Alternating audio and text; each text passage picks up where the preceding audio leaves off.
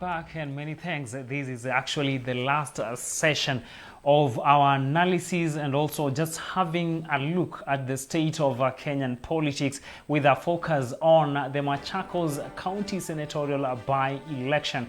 And this session, which is going to be a bit brief, we are having Mr. Amos Okech, who is a politician, and also Ms. Tabitha Ogutu, who is a journalist and a youth leader. And together they'll help us understand actually the procedure and why is it necessary that we have reserved seats for women, or there is a way that it can be done. And also we'll be looking at the voter turnout in that place that is Machakos, and probably they'll have their advice and also their input on what it really means to have credible, free and fair elections. So one-on-one, my director is directing me to Machakos County, but before then, welcome Mr. Okech, welcome Tabitha Ogutu to KAK TV. This is your first time. Okech has been here before.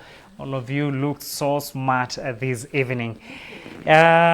We have lost, East African community has lost one of its heads of state, that is John Pombe Magufuli, the president. And just in a few seconds, I'll give you an opportunity to say a word, concerning his demise. Beginning with Mr. Amos. Thank you so much, my brother Mose. First of all, my sincere condolences to the people of Republic of Tanzania for the loss of one of the icon leader in Eastern Africa, not only for the Tanzanian, but also for the region at large. He's one person that we will really miss because of the way he does things, the way he was doing things, the kind of development he brought. Is one individual who understood that we could be able to have homegrown solutions, and it was the same, like I've heard people say, my people first. Pombe Magufuli understood that they can be able to do things by their own, with their own resources that they have, and make a better country for the people of Tanzania. And I think he achieved that to the better level when he passed on. So we will miss him, and his name has always been Bulldozer. So we will miss that.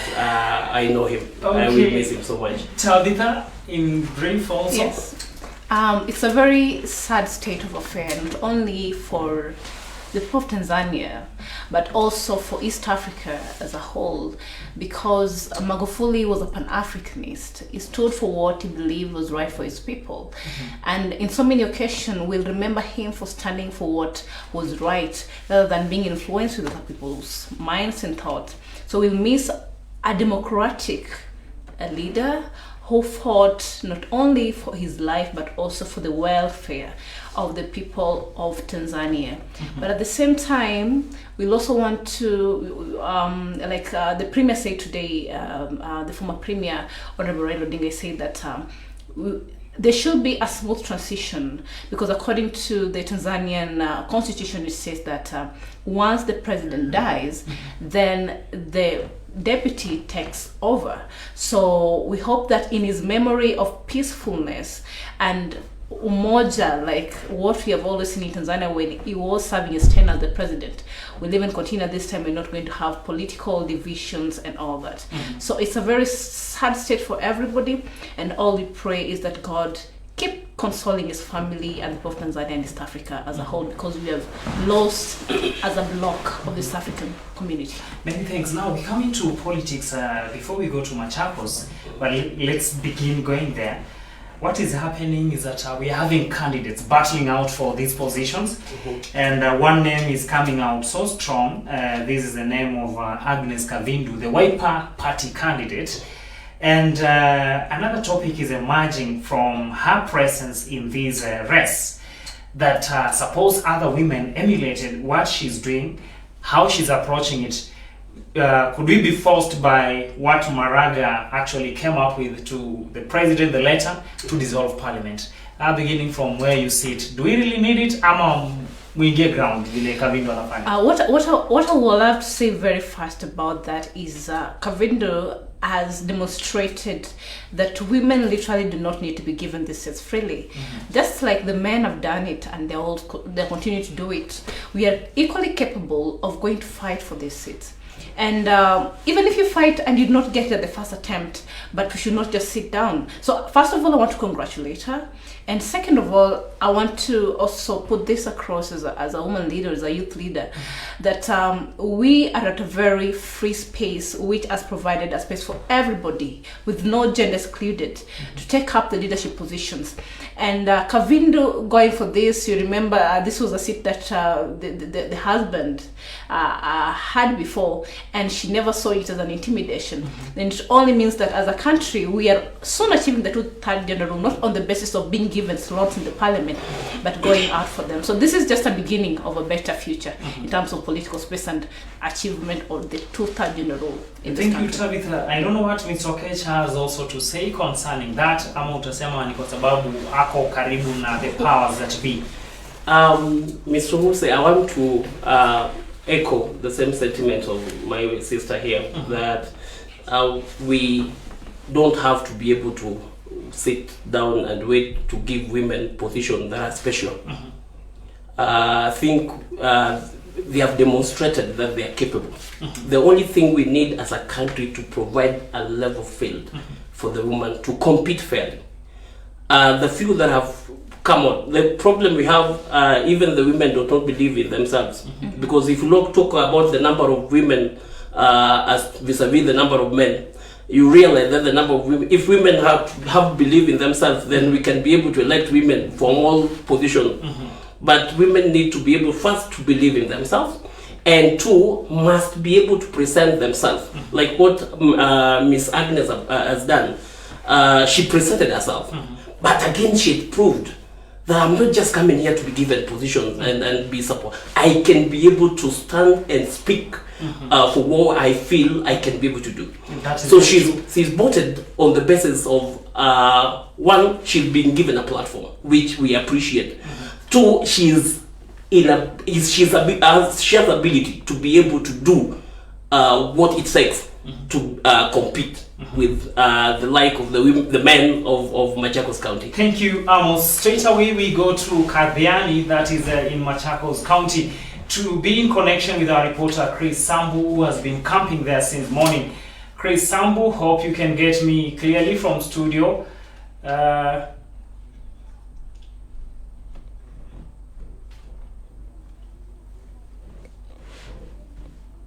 Hope you can.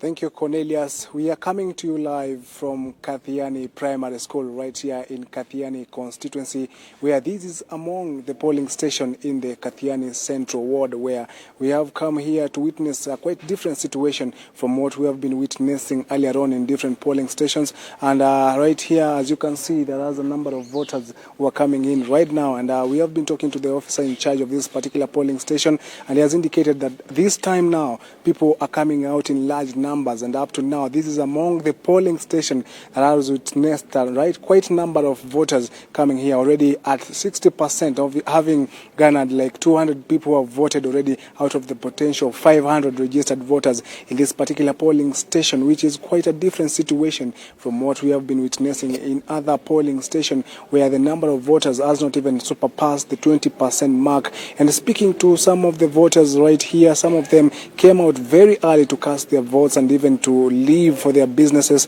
while others now, this is the right time they're coming. While we were stepping at this particular point here in Katyani Primary School, there was quite a queue of voters who had lined up in this particular place. As you can see, this is the entrance into this particular polling station, which is being manned by police officers all over. So while we were coming in, as you can see, there was a number of voters who were coming in, and even right now I can see some of them streaming from right on the side. And even as we talk about voters turning out in large numbers, we have spoken to the returning officer here at the Katyani constituency, where he is indicating that at this time they are expecting a large number of people, while he is very observant that members of public have not shown up to vote earlier on in the day, but he has indicated that there is hope that the number can rise in any time from now. So right now here at Katyani Primary School in Katyani constituency, Katyani Central Ward, a lot of action is going on inside there in this particular polling station. Most of these clerks here in the Katyani Primary School are most of the busiest of all that we have been visiting in the outskirts of Machakos town, considering this is a region where Wavinya Ndeti was once a member of parliament and now in Wiper Party supporting the candidature of Agnes Kavindu, who is vying on the Wiper ticket, and again where we consider the support of this particular region coming out from Wavinya Ndeti, who is again the CAS, and putting all the support for Agnes Kavindu. And as you can see here, everybody is turning out right now. As you can see, there is some of them coming out one by one, stepping in this particular polling station. We have been monitoring different polling stations, and the situation has not been that good. But right here, there is quite a positive and a quite change, and they could be headed out for quite a rush time, because right now it's around some few minutes before it's already the closing time of this particular polling station. That all polling station will be closing at around 5, and we have talked to the returning officer at the Katyani constituency tallying center, where the counting will be conducted at Katyani Boys High School, right next to this particular primary school. The preparations are undergoing as they await the peak of the voters turning out, and they have indicated that anybody will come after 5 p.m. will not be allowed to vote, but anyone who wants to vote must be in the queue at that particular time, because they are even monitoring on what is happening in this particular area. And so to brief you, there has been no voter bribery incidences in this particular area. We have been entering this particular area and there is heavy security, so there is no doubt that this election is going on peaceful as it was expected, and a lot is happening right here. We are keeping tabs to you. Remember, when we leave this particular polling station here in Katyani Primary School, we'll be heading to Machakos Academy, where that is the main tallying center, where all votes from the 8 constituencies in Machakos County, they will be counted. But for now, the voting is undergoing right here in Katyani constituency, and more specifically in Katyani Central Ward. We again talked about different wards in this particular constituency, Katyani constituency. There is Mitabone, where we have been indicated again a large number of people have turned out in Mitabone ward. That is another big polling station right here in Katyani constituency. And just to give you a glimpse, this is the same constituency that right now the proponent of Agnes Kavindu, that is Wavinya Ndeti, was once a member of parliament. And considering the history that she has in this particular region, again, she could be headed for another supportive win in this particular region. But as talking to some of the residents, they have expressed their desire to vote for change and to vote for who they believe is one that will become their senator and change their lives. But right now, we will be going to Machakos Academy and bringing you all the tallying that is happening right there, Cornelius. Right here for me, Chris Sambu, back to you in studio. Thanks, Chris Sambu, for that analysis. That's our reporter, Chris Sambu, all the way from Machakos County, just following up what is happening there as far as the by-election is concerned. And before we got a link with him, we were discussing something concerning the gender. Now, something comes up here about the political formations and the political alliances. And there is something here called the Sacred Alliance that brings together Gideon, Musalia, Wetangula, and Kalonzo. And the three of them, apart from Gideon, have been close allies, political allies of Raila Odinga for some time. But you see the energy that they have used in western part of Kenya, and also this one in Machakos, indicates otherwise. And to begin from you, Tabitha, what do you think this Sacred Alliance is all after? Is it after finishing Raila or attracting Raila's attention? And secondly, do you think that Sacred Alliance or Secret Sacred Alliance, do you think it has another bigger hand behind it towards its operations? All right, that's a very good question to ask. Just like since time immemorial, when we had the multi-party democracy in the country, everyone was allowed to form any political party as long as it met the constitutional requirements. But then the reason why some of these political parties, or the coalitions that are formed, they never go past some time, is because they normally form with the aim of pushing for an agenda of a candidate at the end of the day, with not having Kenyans in mind. Now, the Sacred, you said it's called Sacred what? Sacred Alliance. The Sacred Alliance, for example, you've seen better alliances before, like the NASA. Why is it that NASA, as a coalition, fell out? And we had very good political leaders from different political parties coming together to form the alliance, like of Mudavadi and Wetangula and the rest. It's because there's no sustainability with the long-term agenda of the people. It's always because they want somebody to be somebody at this tenure when we have elections. So if the narrative could a little bit change and we not see this kind of alliances being formed year in, year out when nearing the elections, then maybe we'll be able to talk about alliances which were formed and we're able to bring transformative change to this country in terms of the political arena. So me just want to give it time. It's still new. We cannot say that because we've seen Mudavadi's party dominating the we call it the Luya. It's called the Luya Unity, and so we want to say that since Wetangula and Mudavadi and all those Luya leaders have come together, then we can talk about them being dominant at the western parts of Kenya. It's just an illusion. So let us wait and really see that by the time we are really nearing the election, of course we are near 2022, how many of such alliances will be formed, and how well can the Sacred Alliance survive these times? Because with Kenya, anything can happen anytime and you never know. And in politics, of course, there are no permanent enemies or permanent friends. So that is why we have seen Mudavadi, who was so close to Raila during the formation of NASA, shifting away and forming his own coalition because he wants to be a president or wants to have his cake. If we have the BBI referendum going through, then he wants to have a place at the executive. So the Sacred Alliance, I won't say it's a bad formation, but I will say that the intention for its formation is what we might not really be knowing, but let it be a alliance that has the interest of the people, not just elections. Thank you. Mr. Amos. Yes. Do you also buy the idea that there is a bigger hand behind this Sacred Alliance, and that those ones who have been having the motive or the feeling that it's out there to ensure that it cripples both Raila and Ruto? My brother Musa, let me just be able to tell you the truth. You see, Kenya, unless you come from the moon, it's when you just don't understand Kenyan politics and Kenyan politicians. One, President himself said something that we need to be able to pick in our minds. That his agenda is to ensure that it forms, it leaves Kenya when everybody else feels part of this country. And by this, it was very more specific because when you talk about Kenya feeling part of the country, what does that mean? It's simply the regions that are in Kenya are feeling part and parcel of the management of the country in terms of the leadership positions. Raila had a coalition called NASA, which died. Actually, it died when the co-principal failed to come to the swearing in of Raila Amolo Odinga.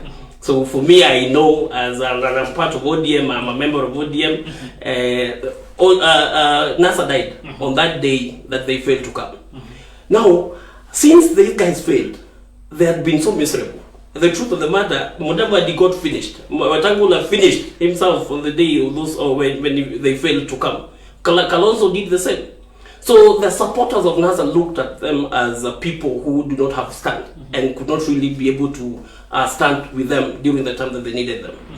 Now, Kibaki, Uhuru and Raila had formed the BBI, the building bridges, who were with the two principals, the two actors, Uhuru and Raila, who were only two. So Uhuru had been trying to bring these guys. But Raila, on the other hand, had been the prefect, the guy who is, this is my own thing. This is I have to be up. So the system is trying to build these people. And I can tell you this arrangement that is here, the system is aware of it. That's why we felt shortchanged as ODM in Western, in the by-elections. Because the system never wanted, because if ODM would have defeated the ANC in Matungu, then definitely there would be a problem. There would be the problem in the sense that the principles that are supposed to be brought on the table, on the higher table of the national table, will be useless. Will be now, if you are defeated in your own county, how do you want to purport to be a regional leader on that area? And the same is happening to Kalonzo Musyoka. Kalonzo Musyoka, actually, if we look at the current politics, Kalonzo Musyoka vied in 2007. Got nearly 800 and something. He didn't get 1 million. Mudavadi divided in 2013, got 400 and something, never reached 500,000. So if you talk about the formation, I don't really think it's a threat to Raila. The only threat Raila has is he's been the one carrying the baggage of the BBI, and he's carried it since its formation. Now these guys are coming to joyride, and not joyride, but to enjoy the fruits of the struggle and the abuses Raila has taken. That is why he feels a little bit scared. And then when we are looking, because these alliances and this BBI, I can tell you for a fact, unless you are not you have not been in Kenya, after every referendum, the formation that is out there forms the next government. And I can tell you that is where we had the ODM, the Pentagon, that is after 2005. So what we're having, we know definitely there is an alliance that is going to be formed after the referendum. And the people who are in the table will negotiate, and who is becoming the flag bearer, who will becoming who and who. So Raila is saying people who didn't really sacrifice for a cause, coming to a table and claiming bigger positions, and sometimes feeling that they would be challenging him for the position, because actually Raila is going to vie for presidency, and is hanging on this formation that would really be able to propel him. But he's worried that the Mudavadi has been against, saying it's his time. Mudavadi is saying it's time, niwachie saa hizi. So he's really skeptical. This guy needs to see the struggle that is put. But I can tell you, the formation, this is not sacred. I tell you this for a fact. And you see Kanu chairman coming in, Gideon Moi, supporting, going to Matungu, going to Kamchai, also coming to Machakos to support. The only thing that is happening there is also being pulled up, because we also want a representation of the region where he comes from, that is Rift Valley. Actually, we are picking him because it's a region, not a region, he's a county politician. For him to be given a national outlook, he has to join somewhere, because I can tell you, Kanu chairman, Senator Gideon Moi, cannot go somewhere and form a big rally and people were convinced. And even if you look at his impact, do you think Kanu chairman has supporting? Thank you, Amos. Let's hear from Tabitha. This is a situation here, just as Amos is putting it out. Other guests who've been here and also elsewhere have actually been trying to look at the possibilities. Look at this scenario that finally Raila parts ways with the Sacred Alliance becomes real, and then in that picture, Raila is not in that arrangement. He also has his own alliance, and then we also have the Wilbur Alliance. Then we have these three alliances. What do you foresee of such a scenario and its implications, especially to the three frontrunners in those alliances? All right, what I foresee is a very chaotic situation, because as I said, these alliances, they never formed with any other motive but, we want to get this leadership position, so let us come together. Somebody like Gideon Moi, literally, what he's seeking for is political relevancy, which I think he has failed, because BBI could not even pass in his own county, Baringo, and yet he's a chairman of a very senior party in this country. So this has no impact actually on Raila's legacy. Raila is still an enigma, because he's lived through these times. It's not the first time he's formed a coalition, and the coalition, some of them drifted away. So as they keep on forming those coalitions, we even expect maybe Raila can form a coalition with Ruto. Like we said, we have no political enemies in this country or any other country. We only have political differences, which these politicians always come together and agree. So for me, I will not say like what I'm also saying that NASA is dead. NASA cannot be dead because literally the synergy within the NASA coalition was basically out of the fact that ODM was such a popular and a strong party that formed the NASA. So even as those other political leaders, the political leaders of political parties that formed NASA are going off, then the one significant person or figure who was within this NASA, which was still carrying the flag of the presidential candidature during the 2017 election, is Raila, and is still going forth. So what Raila has been trying to do, because he knew actually if Mudavadi and the rest could not go to his, it's called mocking ceremony for the people's president. They were still, he knew that these times were coming and they were going to go away. So what he did was come up with something that would make him sustain himself throughout this period till 2022, so that he wasn't going to become irrelevant. And what did he do? He said, let me put my political difference aside. If you can't beat them, or even if you did and it's difficult, let me join them. And he joined them, then the handshake. Then what did he do? It's called the game of divide.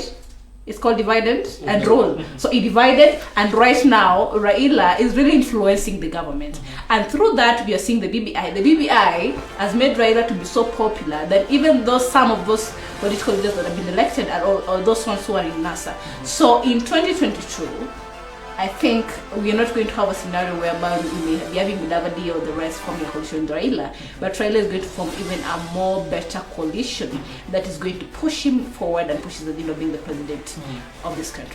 As we wind up, as we come towards the end, Mr. Amos, before I come back to you, there have been a number of contentious issues that have been raised in the BBI.